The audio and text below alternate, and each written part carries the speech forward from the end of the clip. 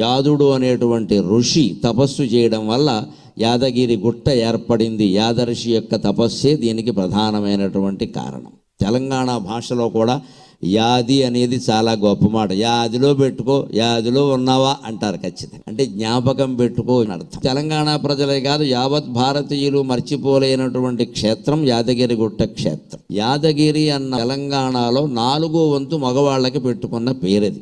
ఆడవాళ్లలో కూడా మరి సగం మంది పేరు యాదమ్మే. అంతగా స్వామిని తెలంగాణ ప్రజలు వారి జీవితాల్లో లీనం చేసుకున్నారు. ఎప్పుడు భక్తి అంటే అది. మన పిల్లలకి ఆయన పేరు పెట్టాలి. వాళ్ళని పిలిచినప్పుడు మనకి ఆ భగవంతుడు గుర్తొస్తాడు. యాదఋషి తపస్సులో ప్రత్యేకత ఏమిటంటే, ఆయన ఎక్కడ గర్భగుడిలో లక్ష్మీ నరసింహస్వామి వెలిశాడు, అక్కడే కూర్చుని తపస్సు చేశాడు.